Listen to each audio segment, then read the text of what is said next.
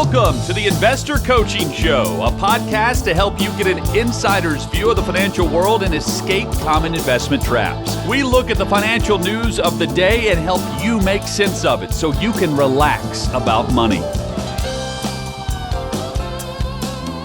And welcome to the Investor Coaching Show.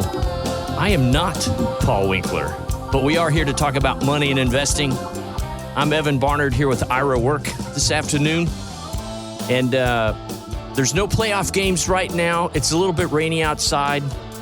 So sit around, turn on listen. your radio and listen to learn about some investing and financial planning over the next few hours.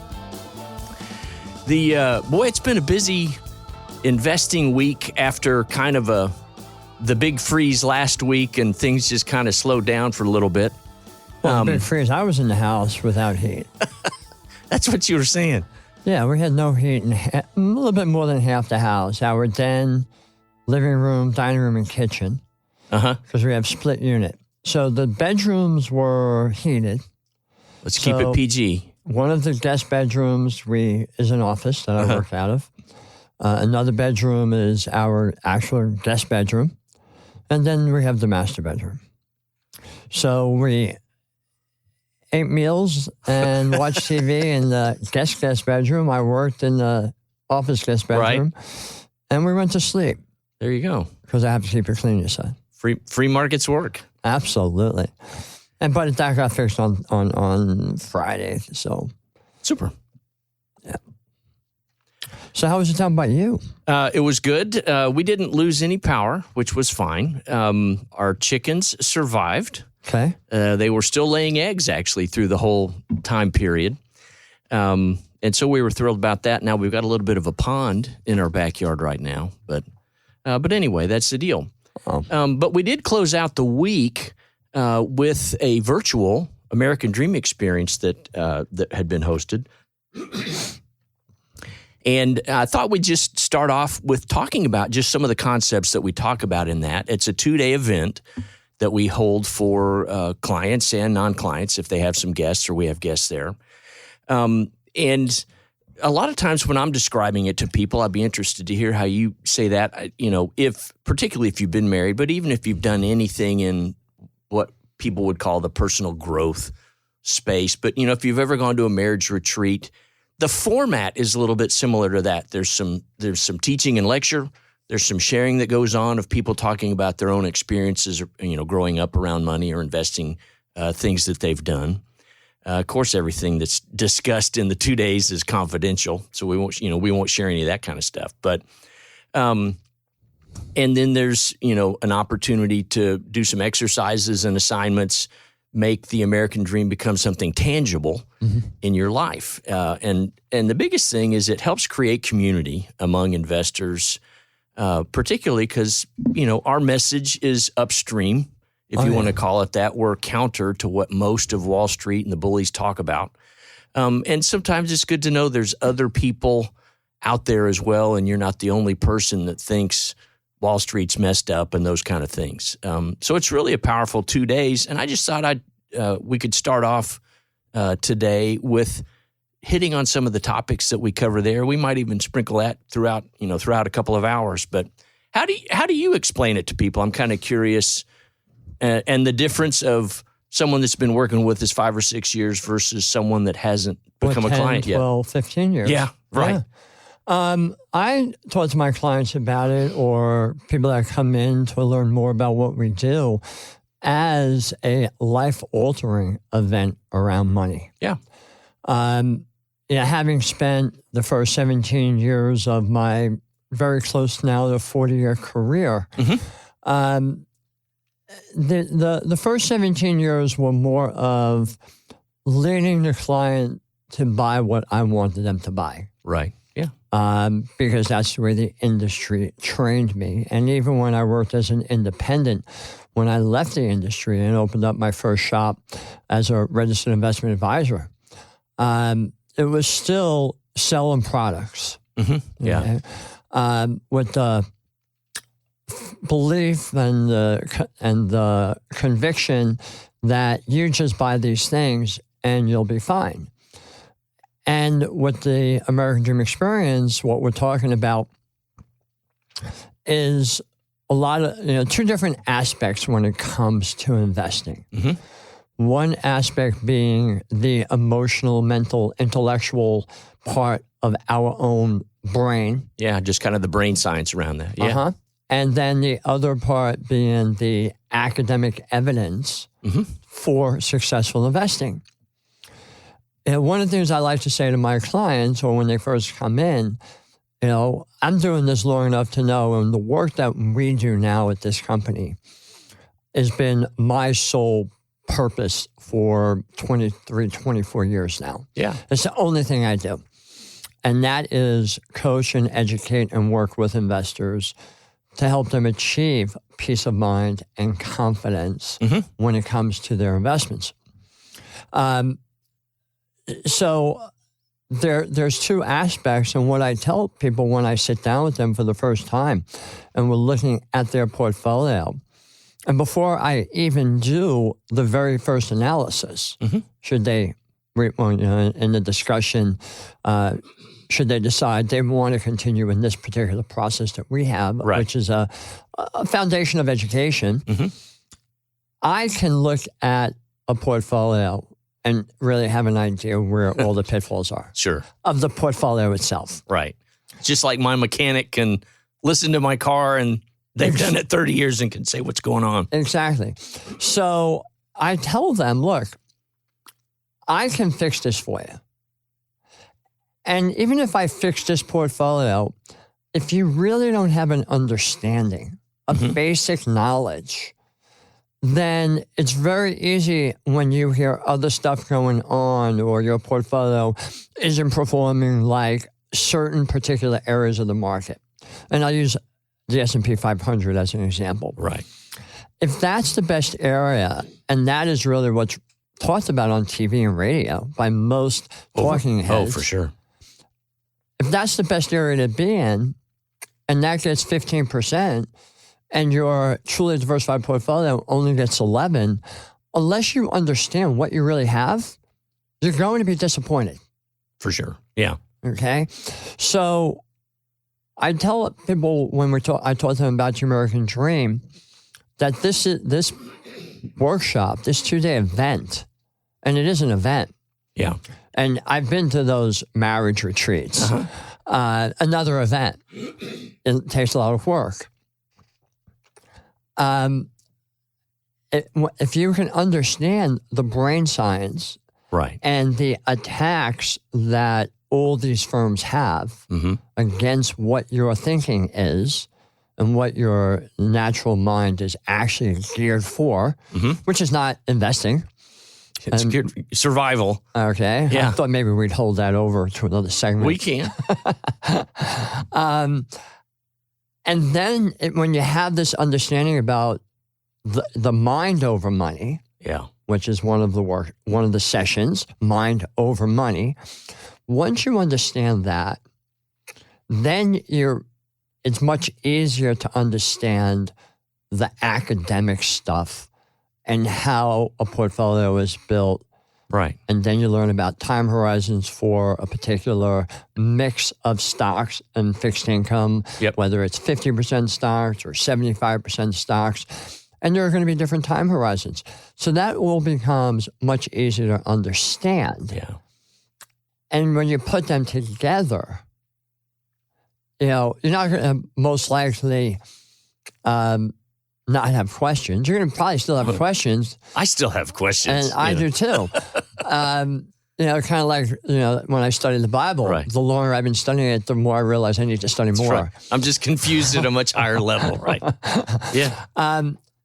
But the whole thing is taking the client through this process to develop peace of mind and confidence around their investments. And it really, really, truly does start with discovering your purpose for the money. Yep. And I think it'd be helpful to have an example of what that looks like. And, if we're talking about just say the conversation around starting to, I want to have, if I don't have purpose for my money, I'm never going to have enough. If I do have purpose for my money, I'll always have enough. Now, you may live that purpose very differently if you have a bigger bucket than a smaller bucket. But, a lot of times we grow up, or somewhere in your background, you've heard this phrase, money can't make you happy. Or money can't, or you've maybe even said to your kids, money can't make you happy.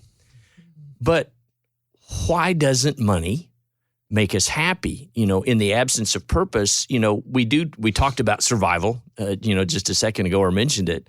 And, there's a concept that we teach clients called a destructive cycle of wealth.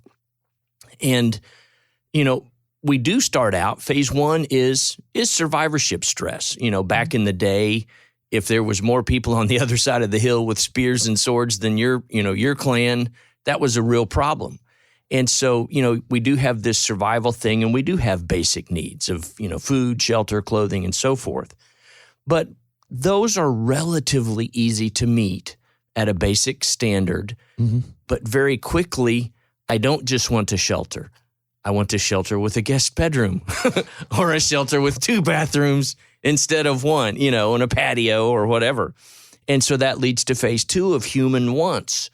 And, as we go through this, there's nothing wrong with wanting stuff for that sake. There's a lot of things that we have that I could definitely live without. And I enjoy them, but I don't get them because they make me happy. Right. So you have this survivorship and then human wants, and then eventually we get it. Phase 3 is obtaining something. And I'll walk through an example just to tie that up when we go through here. But we get it and we're happy. Phase 4, I'm really excited that I got it. I'm relieved. Wow. Okay. I've finally, met that goal, got that car, moved into that house, whatever it is, got the 9th pair of shoes, depending on what someone's looking for. But very quickly we start comparing in phase 5 of, well, I got that, but somebody else has one that's, nicer, bigger, faster. It's in a different neighborhood, closer to work or closer to the country, whatever.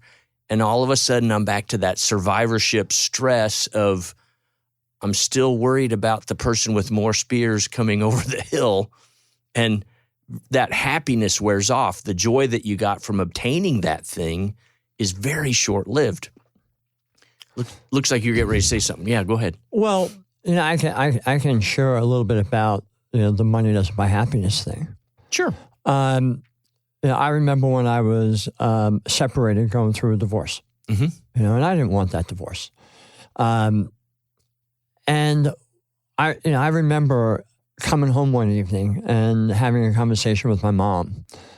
And she was, she lives in Florida, so we were on the phone a lot during that period of my life. Yeah. And I said to her, I now understand the saying, money can't buy happiness. Yeah. I said, I can walk into any store, pretty much buy whatever I want. I can't go into Ferrari and buy one of those, but, a new shirt, a new suit, go to a movie, go out to dinner. Right.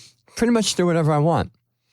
And I would do what some people would call retail therapy. And I would go to the mall and I would buy some stuff. And a few hours later, after I was home, it was like I'm back in the same doldrum that I was in. Yeah, still going through that trying situation. Right, yeah. Because it didn't buy happiness. You look at some very, very wealthy people.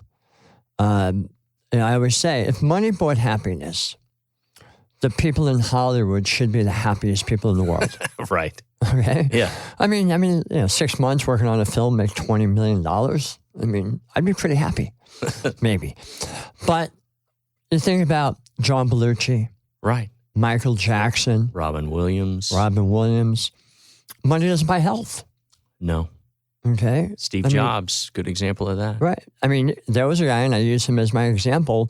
If money could buy health, Steve Jobs would still be alive. Right. If money could buy health, Robin Williams would have gotten over his depression. More recently, Jimmy Buffett.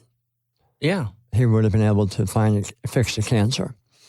So, two things. Everyone's working. With what are we working for? Why are we spending so much time if money doesn't buy health and money doesn't buy happiness? And when you think about it, you spend more time in your office, most likely. I know I do. than I spend in my house. Yeah. Well, I sleep at home, so. Well, all right. So waking hours. Let me rephrase that. Waking hours, anyway. Right. Yeah. You spend more time awake in your office than awake in your house. Right. Yeah. So it doesn't buy happiness. Now, to go into the destructive circle of wealth. Mm-hmm. Okay. I'll skip phase one because it, as you mentioned, survivorship bias. Mm-hmm. So let's talk about phase two, human wants. Yeah. I remember all I wanted was a 2-seat Roadster convertible car. Mm-hmm. And I finally got my little 2-seat Roadster convertible car. Mm-hmm. And I was happy. I hit phase three. I attained my car. Yep. And I was happy driving around, moving into stage 4, relief and exuberance. Was looking for, just looking around, attained it, relief, not have to think about that new car. Mm-hmm. And then one night, Elaine and I were walking out of a restaurant. And in front of the restaurant was a convertible Bentley. I'm like, oh, I have that puny little car. It's really not, it's a nice car. Yeah. But it's not that car. Yeah. Phase 5, comparative analysis. Mm-hmm. Now, I didn't go into the survivorship stress. I got to have it. I want to compete with her. I didn't do it. I was able to just deal with that, recognize I was in this destructive circle. Exactly. And I think that's what most people that don't have a purpose, that's the circle they're living in. Yep. My son had asked me one day, like, Dad, do you ever think that you'll buy a Ferrari? And I said, you know what? I have a hard time with that. Mm-hmm. And you know what? I believe you work hard, you make the money, play hard. But yeah. I don't begrudge people making a ton of money. Yeah, the concept is not against things. Right. It's not against things. I'm all about having things. Toys and cookies, right? Is that what we call it? Toys and cookies. Toys and cookies, yep. But I said to him, there is so much more that I could do with that type of money that would actually help fulfill my purpose for what I believe is my purpose for my money. Mm-hmm. And that's really what I want to do. Yeah. The great story. We're going to take a short break here, and we'll kind of wrap up on some of the purpose conversation, and I'll give an example of the cycle of wealth and why we don't. Again, money is not bad. It's a great thing to use. It's a tool, but it isn't what gives us joy and happiness. Thanks for tuning in to the Investor Coaching Podcast. Now, you may be one of these people that's been listening and realizing, wow, investing, there's a lot more to it than meets the eye, and financial planning, tax laws constantly changing, and recognizing that maybe you might need some help in this area, but you don't want just anybody to help you out. So we have 10 offices in the Middle Tennessee area, and everything that we do is fee only. We align our interests with your interests. So you can get an initial 15-minute phone call with any one of our offices just by going to paulwinkler.com/call. That's it. Every one of the offices is run by somebody with 20 plus years experience. They're all degreed planners. They all have academic backgrounds in investing, and you can get the help that you need. So if you want to set up a complimentary phone consultation, just go to paulwinkler.com/call. And we look forward to seeing you soon. And welcome back to the Investor Coaching Show. I'm Evan Barnard here with Ira Work this afternoon. Going back to, I want to give an example of this destructive cycle of wealth and how that plays out. And this is just something, I like how you said it last segment of it's something to be aware of. It's not that it's good or it's bad. It just exists. And, we've led that workshop a few times and certainly participated. I don't know, we've probably been through about 20 American Dream experiences at this point. Yeah. But what's interesting is even teaching it, even listening to it, I had an example. This would be during COVID, actually. Mm-hmm. And travel is a big thing for my wife and I. And, we don't have lots of toys. I'm not a car guy. Our son is the car guy in the family. I just want it to run when I start to head to work in the morning, and I want to sit on my living room couch going down the freeway. That's my goal for a vehicle. But travel is our thing, and you couldn't go anywhere during COVID, and so that was really constraining. So we started looking at campers, and thought, okay, well, we don't have to wear a mask in a camper. We can just go, to a park. You're outdoors, and just relax. But we can at least get out of town. And, so we started looking at these, motorhomes, and we found one. This is interesting. I was actually out in Scottsdale at an American Dream experience, and we got a text from the salesperson that we'd been talking with. He says, hey, I think I found one that fits the bill, sent me the images, like when you're looking at a house or car online, you see the 32 standard pictures of the odometer and the wheels and stuff. And so we went to look at it when we got back in town. And it was really everything we were looking for. It had a slide out, and it wasn't too long. It actually had 2 bathrooms. I didn't even know a camper could have 2 bathrooms. It's pretty cool. And before we had even bought it, before we made an offer on it, we're standing there in this camper, and we're looking out the window, like, wow, there's this 40-foot diesel right next door to this thing, and man, that's got a dishwasher, honey. All this and, bigger stairs. And, we went through the cycle of wealth, and we hadn't even purchased the camper yet. We're already thinking we're not going to be the longest one in the park, And so it's just something to be aware of.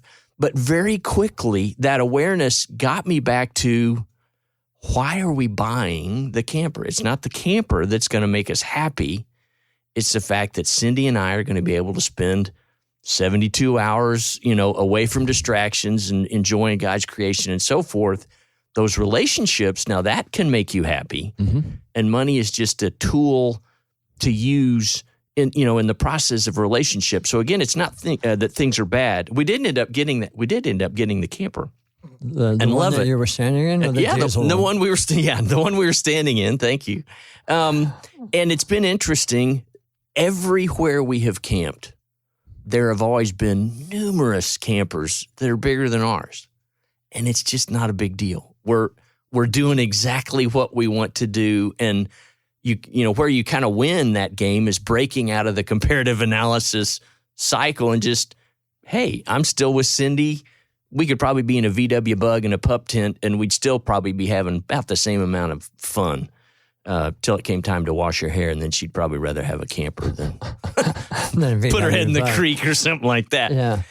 And so thinking about the American Dream experience and purpose, we all kind of have this relationship already with money. And what do we mean? Not that you love money or you hate it, not that kind of a thing, but you've probably grown up hearing phrases, like.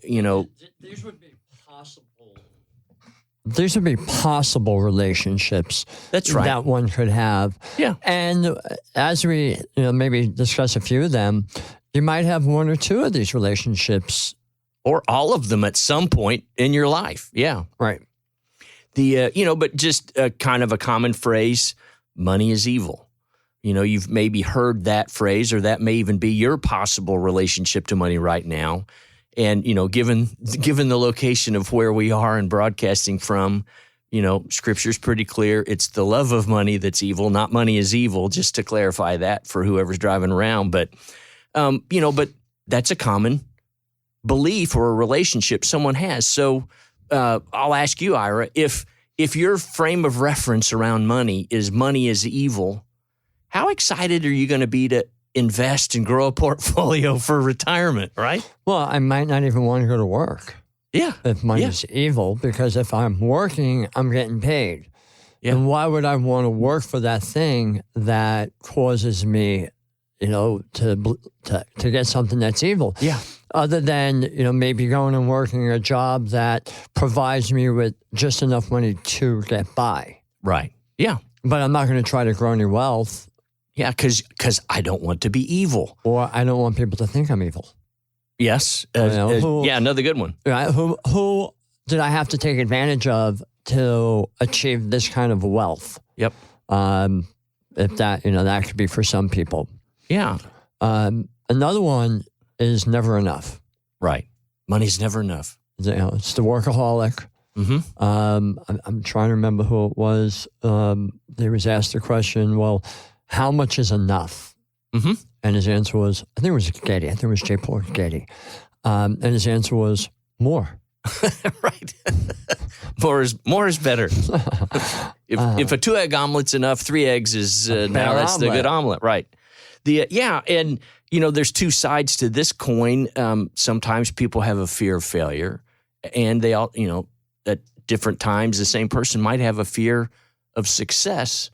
Heard a good story from someone that was going through this a couple years ago, and it was another coach actually that was sharing this, and they had been doing well, but they had this opportunity to do better, and they were concerned that, well, if I succeed at this new venture, my bum brother-in-law is going to want to be borrowing money, and then this family member is going to want to take advantage of me, and those kind of things. And so how you view money and how you view people's identities around money, it does affect a lot more of your decision making than you think. Not in this whole conversation, the context ultimately is investing, but money covers, affects almost every area of our life. Just, food, clothing, shelter.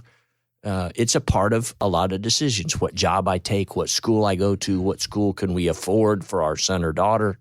It impacts a lot of stuff in life. Yeah, and because of that, it's a very emotional thing that we have. I say the 3 biggest forms of emotion that we deal with is, number one, our family. Mm-hmm. Your child gets sick, your parent gets sick. Right. Secondly is our health. I mean, I remember how emotional it was for me and my wife when I was diagnosed with cancer 3 years ago. Yeah. And the third is our money.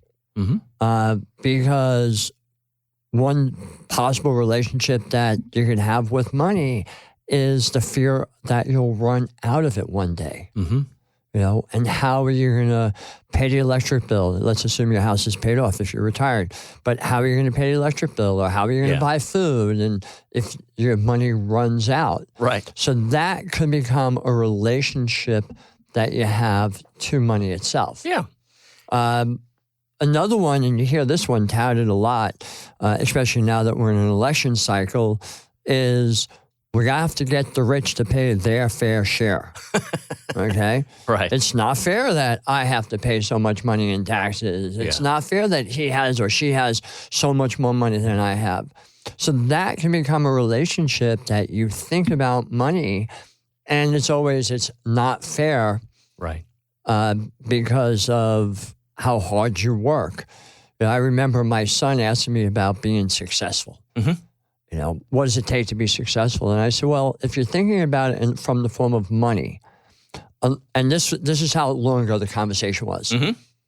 Unless you're Bill Gates, there's somebody richer with more money than you. Right. I read a headline today. Elon Musk is not the richest man in the world again. Okay, yeah. Because Tesla just announced EV sales are slowing down. Thank God. As we close out this segment, here's what I want to leave you with is money is useful. And this is kind of been a little bit of a heavy segment, but that's why we are so passionate about making sure that the money that you do create, the money that you do invest, is working as hard for you as possible and taking a lot of the emotional constraints out of that problem, out of that situation, so that you don't make a mistake and start to fall prey to these things. And so we'll get into the positive side of investing. And when you overcome this, you actually can be relaxed about volatility, relaxed about an election, and you're not worried about all of that stuff. Hey, this is Paul Winkler. Hope you enjoyed today's edition of the Investor Coaching Show. You want to learn more about what we do, go to our website, paulwinkler.com. You can watch some of the videos there, and if you're not already a client, you can set up a free initial consultation.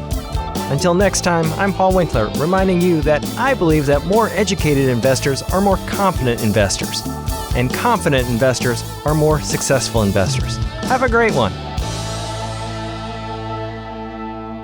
Advisory services offered through Paul Winkler Inc., an SEC-registered investment advisor. The opinions voiced and information provided in this material are for general informational purposes only and not intended to provide specific advice or recommendations for any individual. To determine what investments are appropriate for you, please consult with a financial advisor. Paul Winkler Inc. does not provide tax or legal advice. Please consult your tax or legal advisor regarding your particular situation.